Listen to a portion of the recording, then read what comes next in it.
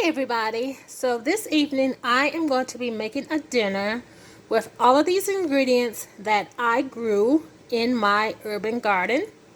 I have 8-ball zucchini. Below that I have fresh oregano and thyme. Then below that, those dark green leaves, those are bok choy or pak choy.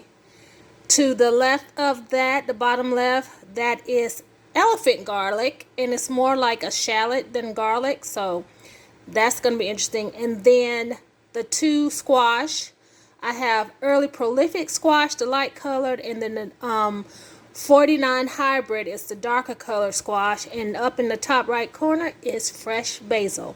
So I'm going to get this all chopped up and then we're going to get started. Okay, so I have everything prepped.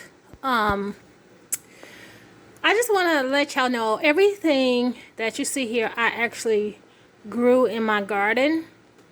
The 8-ball zucchini and the squash, the two different squash, were started inside under grow lights, and then moved out to a greenhouse, and then moved out to a garden. The basil, oregano, and thyme I bought as plant starts because I cannot grow herbs to save my entire life, but they're now growing in my garden. The elephant garlic is more like a shallot, but I planted those last November. They overwintered, then they grew the stalk, and when they shot up, when they went to seed, that's when I knew it was time for me to pull them out. So I pulled them out and I dried them, and that's why you have them here. And then in the top left corner, my bok choy, I grew in Dollar Tree, those stackable pots. Yeah. So now I'm about to cook this up, and I'm going to show you how I do it. Okay, I'm back, and I have some olive oil heating up in my pan. So the first thing that I am going to add to the pan are, I'm going to do the shallots first because usually I've never cooked these before. So I'm not completely sure. The elephant garlic, I think it's the elephant garlic, not shallots. You hear a humming in the background, that is my kale dehydrating. Usually when I harvest stuff, I try to use it all. Either I'm going to preserve it or cook it that same day. Excuse me, let me turn this up a little bit more. And so I want to cook this down to get it a little brown. Not brown, but you know what I mean. Okay, so I have the elephant garlic going. I added a little water. I just want it to get it clear like you do garlic or onion.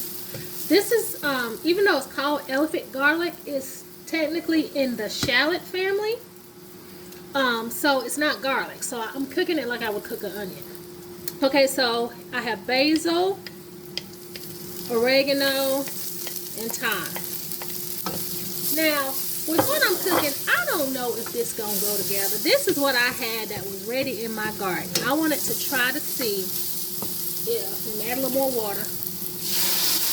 I wanted to try to see if I could make a meal out of what I have in my garden. So now that I got the herbs all percolating in here, I'm going to add my squash and my 8-ball zucchini.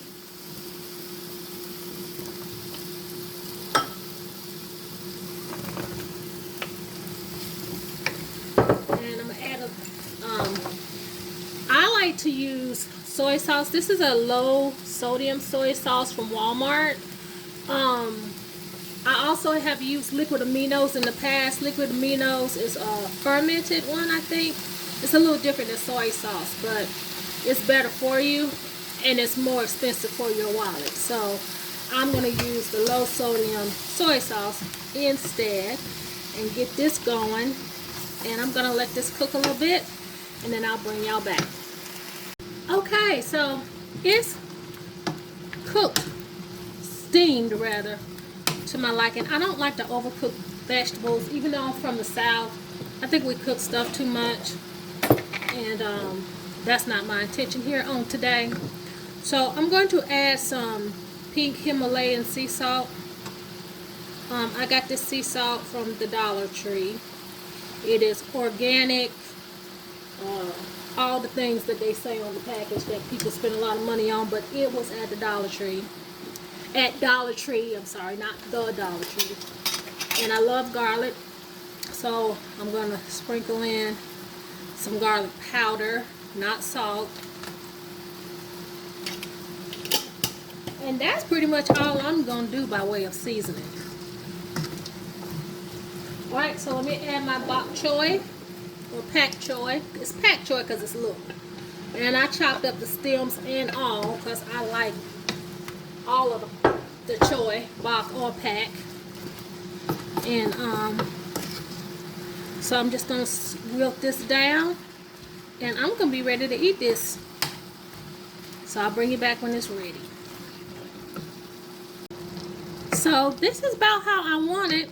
The ancestor said to add some pepper, so I'm gonna go ahead and do that. I don't usually add pepper, but I'm gonna listen. And I'm about to plate this up. Ooh, I'm making a mess. Throw that back in there, and I'll come back. All right, that's just the finished product, and it tastes really good. And I'm very, very proud of myself. It's something special about when you can make a meal. Now, I'll probably eat some baked chicken with this. When you can make a meal and you can say that you grew everything on the plate. So, my mission with this channel is to show people who live in urban circumstances how to grow, cook, and preserve food. If you like this video and you want to see more like them, subscribe to my channel. I will be cooking and preserving every single thing out of my garden and showing you how to do it as well. Thanks.